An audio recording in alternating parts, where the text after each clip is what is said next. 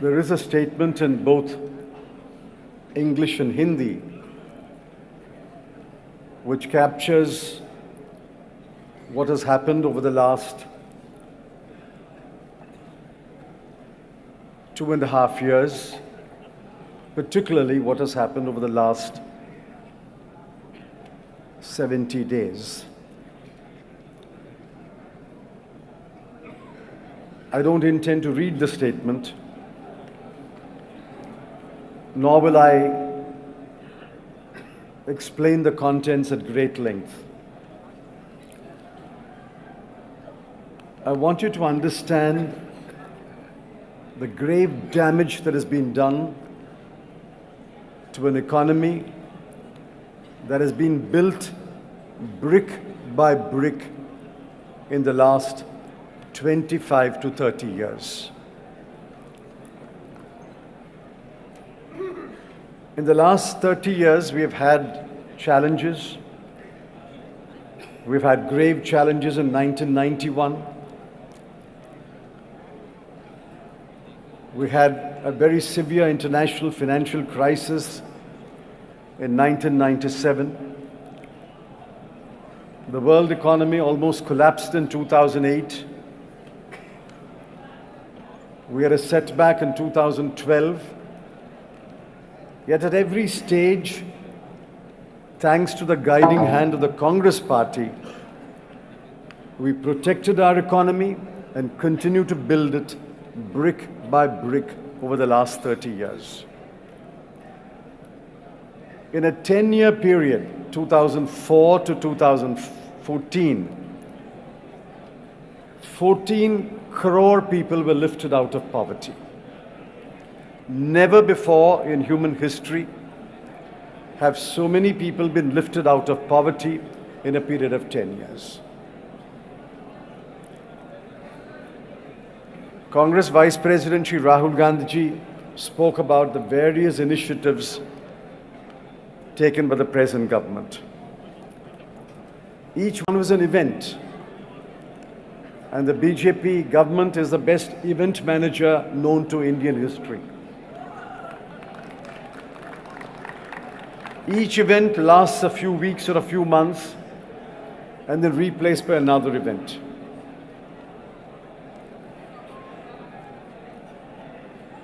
People no longer speak about Swachh India, no longer speak about Skill India, no longer speak about Make in India, Startup India, Stand Up India. What people want to know is, when will there be Jobs India? When will jobs come back to this country? People want to know when there will be Social Harmony India. When will there be social harmony among different communities? And people want to know when there will be Peace India, when there will be peace on our borders and our Jawans are not killed every day. All that is captured in this statement. The statement captures the atrocities inflicted on Dalits. There can be no better example than what happened in Una, Gujarat. It captures the rage in colleges and universities. There can be no better example than the last testament of Rohit Vemula, the young scholar of Hyderabad who died, writing a letter where he said, "My birth is my fatal accident." All that is captured in this statement. But today, I'm going to take a few minutes to explain to you the enormity of the calamity imposed upon us on the 8th of November 2016 in the name of demonetization. I have spoken on several occasions. I've spoken on television channels. I've written columns. Many of you may be familiar with the arguments that I made. India is no different from any other country. Most people use cash. and most people have a right to use cash. When the Prime Minister says he will make India a cashless society, he's talking about something which has not happened anywhere in the world. More than that, he's talking about something he has no right to do. It is my right to use cash. It is my right to use a credit card. It is my right to use a debit card. It is my right to write out a check. That is my right as a citizen. I decide for myself. When I buy adult diapers, when a lady wants to buy undergarments, when an elder citizen wants to buy medicine, it is my right to decide whether I will buy it by cash or whether I will leave a record. This is understood by every civilized country. In Germany, one of the most developed countries of the world, 80% of transactions are in cash.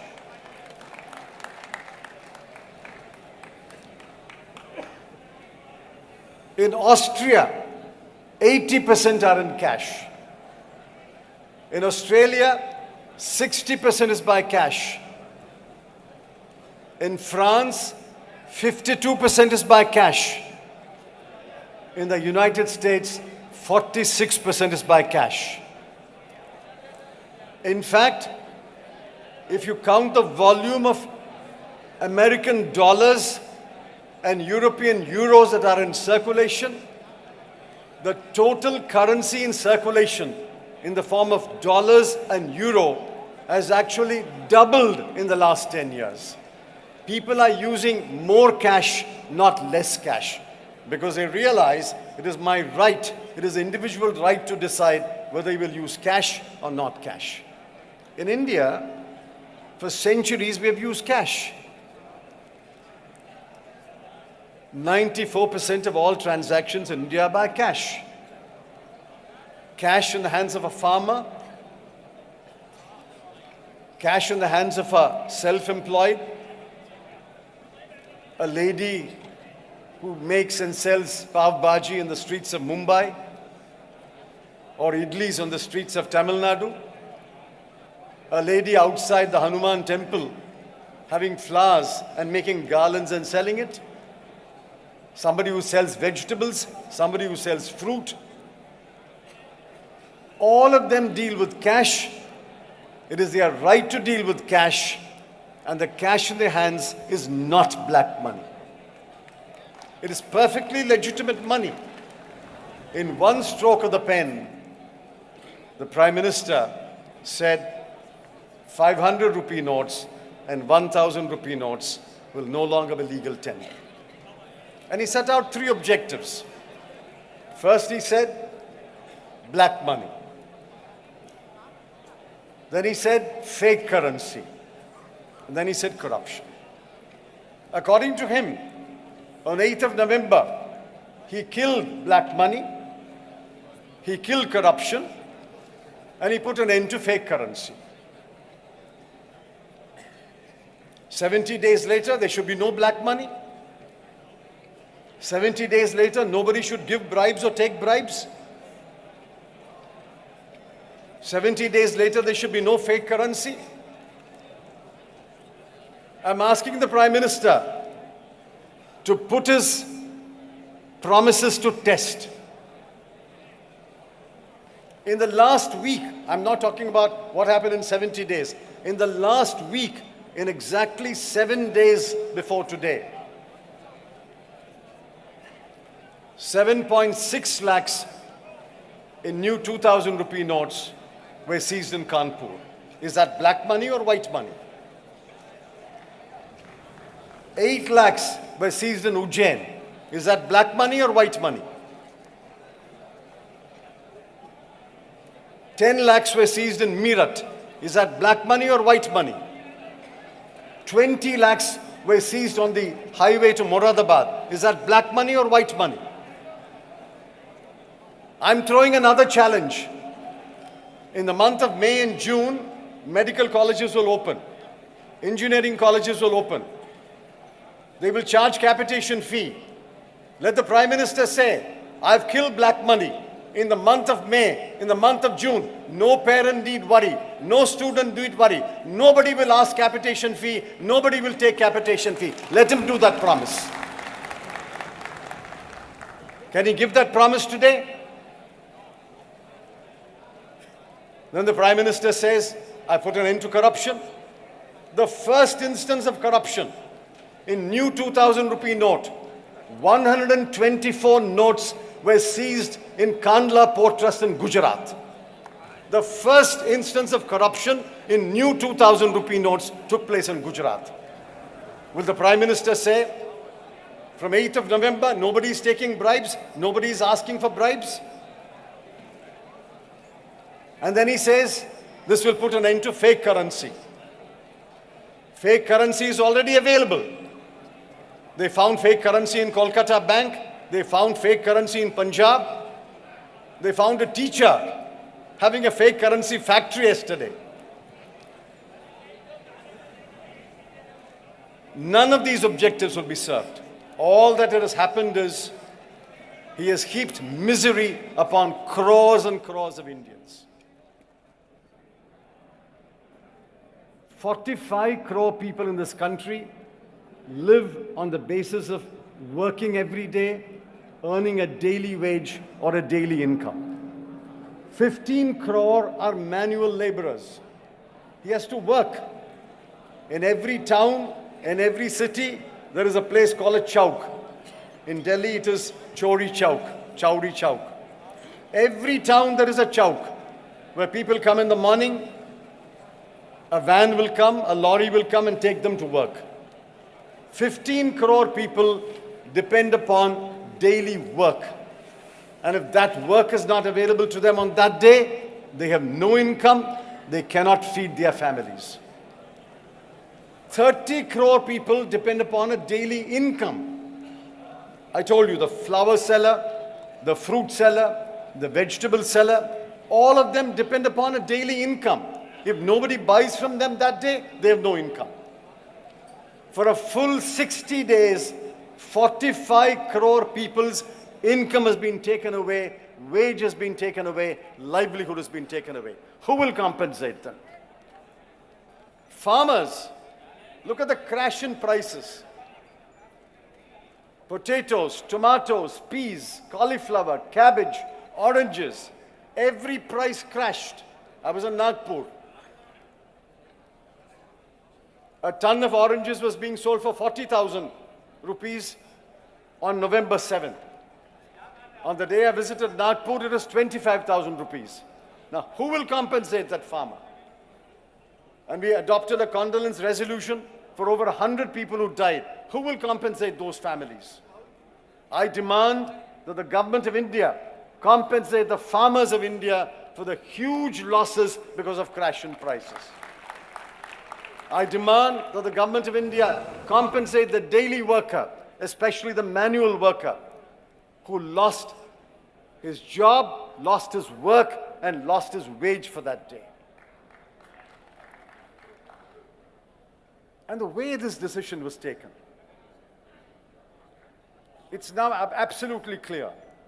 This was a decision of one person. As the Vice President said, one person decides, I'm the Führer, I'm the leader. I will decide what will happen in this country. Friends, who are the officials most intimately connected with the decision concerning money? The first person must be the Finance Secretary. The second person is the Banking Secretary. And the third person, the Chief Economic Advisor. Now tell me, all of you read newspapers. In the last 70 days, have you heard the Finance Secretary utter a word? In fact, his name would not have appeared in the newspapers. There is a Banking Secretary in charge of banking. In the last 70 days, have you heard the Banking Secretary speak a word? Above all, this government has only one economic advisor, the Chief Economic Advisor. And for the last 70 days, have you heard the Chief Economic Advisor utter a word? It's obvious that none of them was consulted. And it's now clear that the government of India wrote a letter to the RBI on the 7th of November asking the RBI to consider demonetization. Instead of the RBI advising the government of India, it is the government of India which advised the RBI to consider demonetization. RBI called a meeting on the 8th of November. I want to know, when did the RBI issue notice to its directors? How much time was given to the directors to attend the meeting? There are 10 independent director positions in the RBI. In the last 2.5 years, 7 have been kept vacant. There are only 3 independent directors. 1 of them did not attend the meeting. Only 2 of them attended the meeting. The meeting lasted no more than 30 minutes. We asked for the agenda paper. RBI has not given it. We're asking for the minutes. RBI does not give the minutes. RBI sends its recommendation. The cabinet is waiting. How does the cabinet know that the RBI will recommend demonetization? The RBI could not have recommended demonetization. How is the cabinet waiting? RBI's recommendation comes to the cabinet. And I'm going to tell you something. According to the records that we have been able to access so far, there is no record of a cabinet meeting.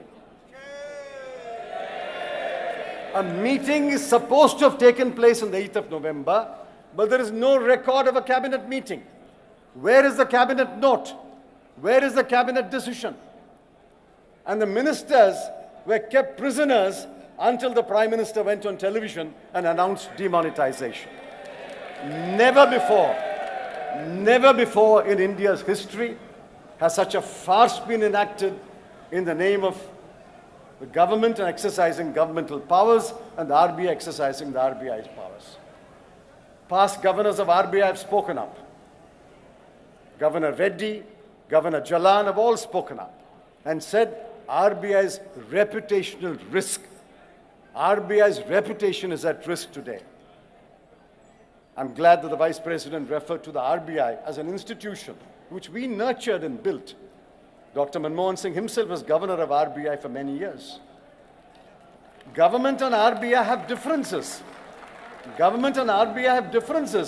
But never has the government treated the RBI as some kind of a chota department of the government of India. Today, we are in a situation where the economic losses are enormous. It's now absolutely clear that the GDP will be hit. It is only one person who says nothing will happen to the GDP. Except the finance minister, nobody in the world says the GDP will not be hit. The RBI has said GDP will come down from the original estimate of 7.6% to 7.1%. I will tell you, in my humble view, I may be right, I may be wrong, the GDP will be hit by more than 1%. It may be hit as much as 1.5%. It may be hit as much as 2%, as Dr. Manmohan Singh told Parliament.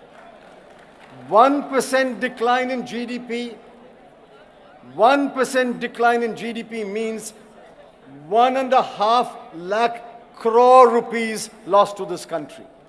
1.5 lakh crore rupees lost to this country. Apart from loss of income, loss of wages, loss of lives, loss of livelihood, industries closing down, small and medium industries closing down, car sales down 60%.